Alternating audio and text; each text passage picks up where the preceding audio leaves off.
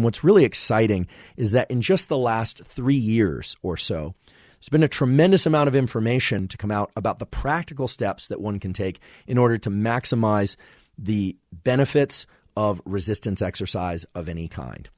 So I'm going to talk about those, and I'm going to talk about the research. I will provide some links both to a couple of the more in-depth tutorials from Dr. Galpin, as well as some of the papers that the information I'm about to tell you stems from.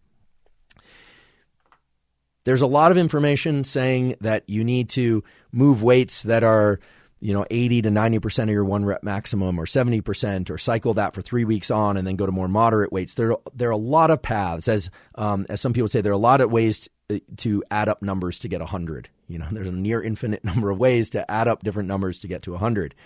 And what's very clear now from all the literature that's transpired, and especially from the literature in this last 3 years, is that once you know roughly your 1 repetition maximum, the maximum amount of weight that you can perform an exercise with for 1 repetition in good form, full range of motion, that it's very clear that moving weights or using bands or using body weight, for instance, in the 30 to 80% of 1 rep maximum, that is going to be the most beneficial range in terms of muscle hypertrophy and strength, so muscle growth and strength. And there will be a bias. If you're moving weights that are in the 75%, 80% range, or maybe even going above that, 85 and 90%, you're going to bias your improvements towards strength gains. This is true.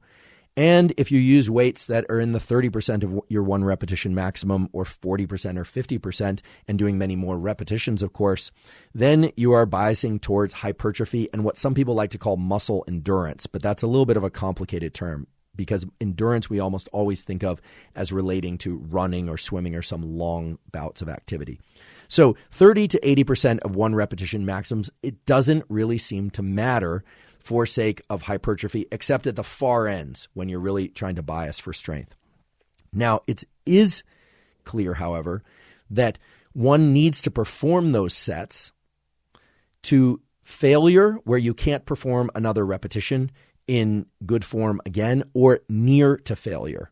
And there's all sorts of interesting nomenclature that's popping up all over the internet, some of which is scientific, some of which is not scientific, about how you are supposed to perceive how close you were to failure, etc. But there's some very interesting principles that relate to how the nerves connect to the muscles that strongly predict whether or not this exercise that you're performing will be beneficial for you or not.